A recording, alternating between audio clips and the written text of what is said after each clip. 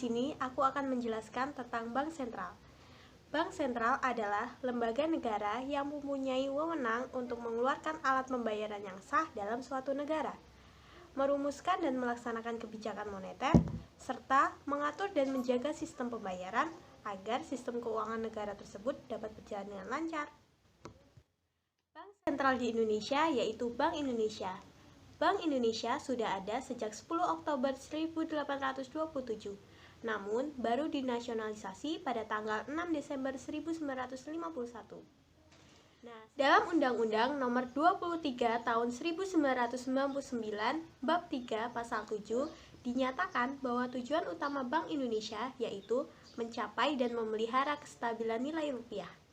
Kestabilan nilai rupiah ini meliputi beberapa hal, yaitu kestabilan nilai rupiah terhadap barang dan jasa, serta kestabilan nilai rupiah terhadap mata uang negara lain.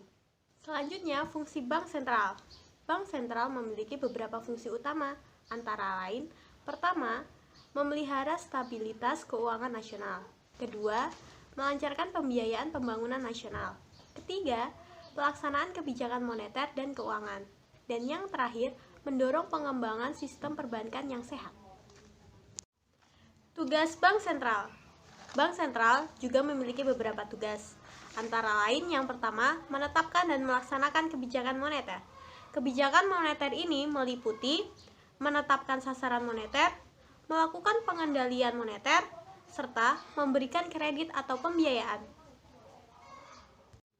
Kedua, mengatur dan melaksanakan sistem pembayaran.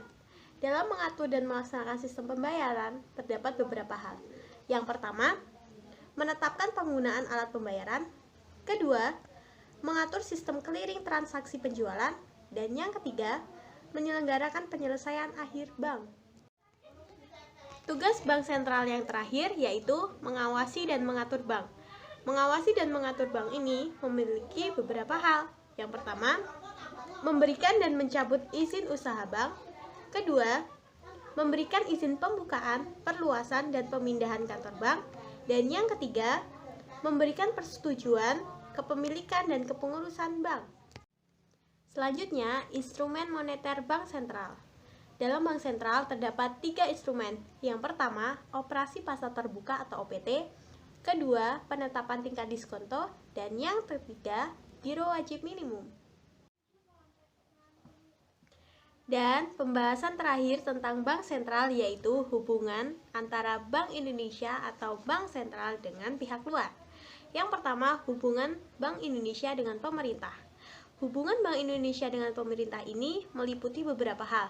Yang pertama, bertindak sebagai pemegang kas pemerintah. Kedua, pemerintah wajib meminta pendapat Bank Indonesia dalam sidang kabinet. Dan yang terakhir, memberikan pendapat dan pertimbangan mengenai APBN atau anggaran pendapatan belanja negara.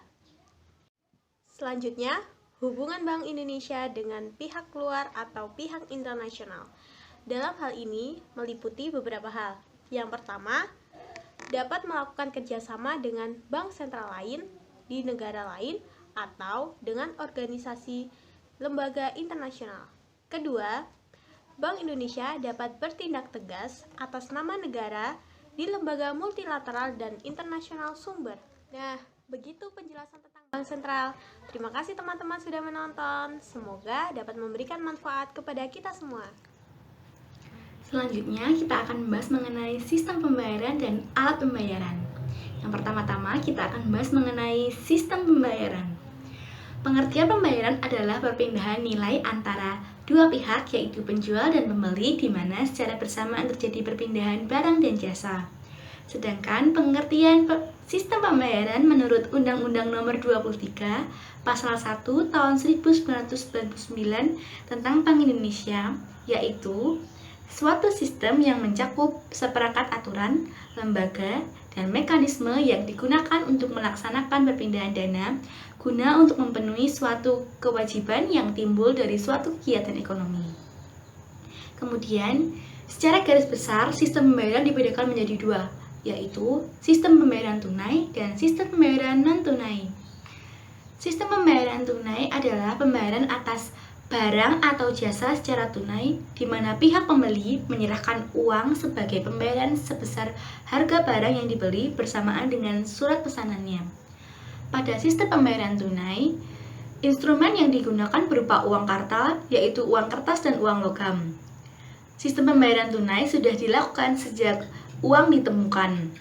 Contoh sistem pembayaran tunai adalah saat kita berbelanja dan membayar menggunakan uang kertas. Yang kemudian ada sistem pembayaran non-tunai. Sistem pembayaran non-tunai melibatkan lembaga perantara agar dapat berjalan dengan benar dan efektif, berpindah dari pihak yang menyerahkan ke pihak yang menerima, atau menggunakan lembaga clearing. Instrumen pembayaran non-tunai adalah alat pembayaran menggunakan kartu atau APMK, cek, biliet giro, nota debit, maupun uang elektronik. Selanjutnya kita akan membahas mengenai komponen sistem pembayaran. Yang pertama ada alat pembayaran. Contoh alat pembayaran tunai adalah uang dan alat pembayaran non-tunai adalah kartu kredit. Yang kemudian sistem transfer dana antar bank. Sistem ini memungkinkan terjadinya perpindahan dana dari bank yang satu ke bank yang lain. Yang ketiga, lembaga yang memproses sistem pembayaran. Lembaga yang menjadi operator teknis dalam sistem pembayaran di Indonesia adalah Bank Indonesia, PT Kustodian Sentral Efek Indonesia atau KSEI untuk pasar modal dan penyelenggara clearing alat pembayaran menggunakan kartu atau APMK. Yang keempat adalah saluran pembayaran. Beberapa saluran pembayaran yang ada di Indonesia adalah kartu debit, kartu kredit, teller input, mesin ATM, mobile banking, internet banking, phone banking, dan electronic data capturing atau EDC.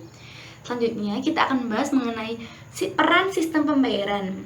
Peran sistem pembayaran ada 4, yaitu penjamin kelancaran pasar dalam bertransaksi. Yang kedua, membantu menentukan efisiensi transaksi yang dilakukan dan diselesaikan.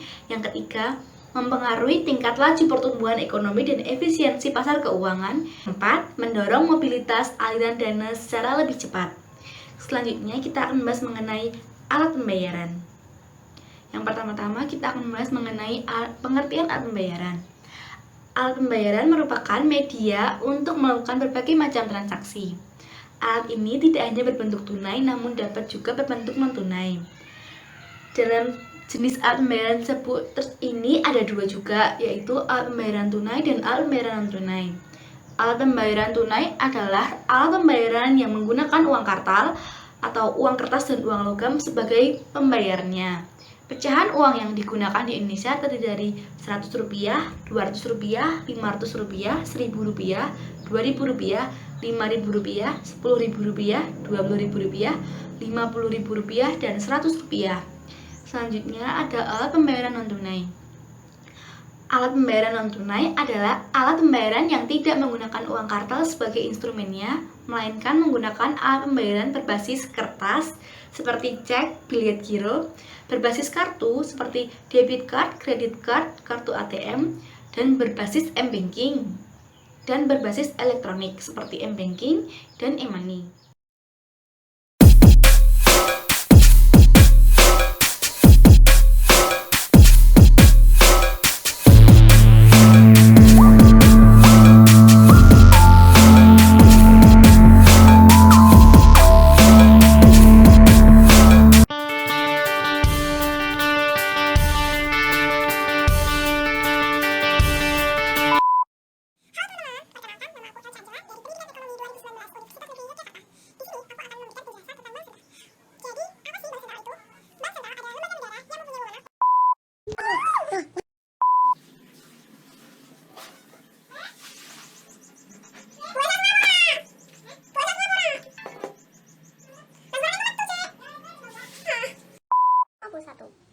Nah, selanjutnya kita akan membahas tentang fungsi, tujuan, serta instrumen dalam bank sentral.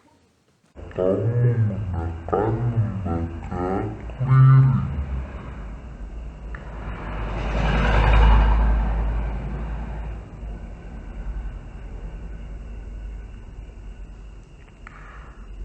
kita akan membahas mengenai komponen pembayaran. Komponen sistem pembayaran ada alat pembayaran. Contoh alat pembayaran adalah uang tunai. Dan selanjutnya kita akan membahas mengenai komponen alat